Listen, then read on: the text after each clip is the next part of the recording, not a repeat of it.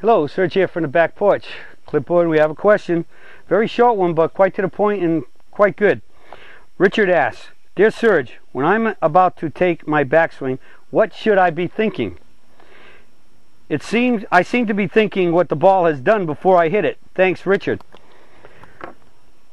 Well, I guess I could stop by saying very simply, I think, Richard, you're getting ahead of yourself there, because if you're trying to think about what it's already done, then you're thinking into the future, and you should be staying in the present.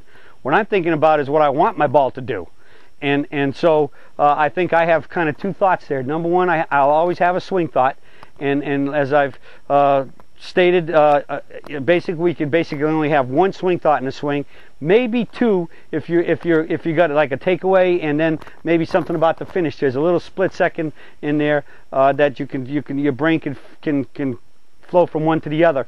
But I think that would be the most. But for the most part, I think just basically one is about most what people can handle, because a golf swing is what? Zip, and it's over. It's barely longer than a second if you got a very slow swing and take in a slow tempo. So I think the thing that I deal with is, and I would recommend is, whatever your swing thought is, whether it be takeaway or the mitt or where you want to be at the top of the backswing or your transition, you have to have that thought about motion.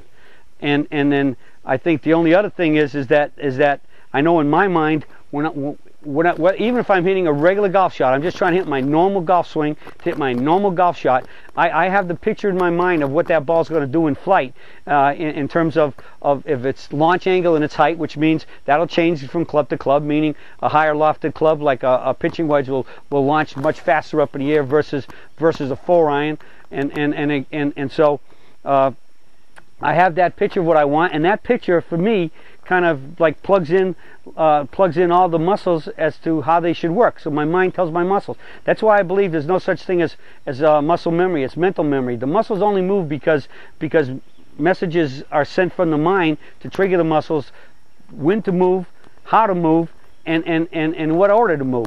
And so it's a mental thing. So I have the picture of my flight in my mind. I have my swing thought. Right now I'm big in making sure that I when I turn into the catcher's mitt, that my knees rotate a little bit, and then I get in here and load into my right side, where I have that little feeling of sitting or sinking. And then from there I just swing up there. So it's just in the mitt and up to my nice vertical swing with a good load and sink into my right side. And so I have that swing thought, but ultimately I have the picture of the totality of the swing in my mind as to what my ball's going to do, and that tells my body, my mind, to tell my body, all the muscles, how to move. So I think the key is stay in the present, stay only in the shot you're trying to hit, stay positive about when you set up to the ball and you're looking out there. Only look where you want the ball to go. Play with tunnel vision like your aiming alley. Just look in your aiming alley. You might know, you have to know it is maybe a bunker on this side and other issues on the other side, whether it be woods or water or out of bounds or whatever, but you can't think about those. All you can think about is where you want to go and the swing that you're going to make it to do it. So you get into your swing thought and you're just swinging with that feeling that your mind triggers all the muscles correctly. Bring the picture into your mind of what you're trying to swing with, and one swing thought, but stay in the present. Okay? So that would be my thought about thinking. One shot at a time. We hear that from the tour players all the time. All I'm going to do tomorrow, all I'm going to do is think about one shot at a time. Only the shot in front of me, and I'm going to stay positive, and I'm going to stay patient. But start working your brain to think about the shots, to feel them in your mind, because that's what triggers the muscles. And I think you'll find that you're going to start making a lot better swings and hit much more consistent golf shots and shoot those lower scores. Well, that's it for the Serge from the back porch on thinking, because thinking is important, especially if you want to play golf. And you got to think the right thoughts, because we got a lot of time to think. So let's do it correctly. Well, that's it for today, and I'll be talking to y'all again soon.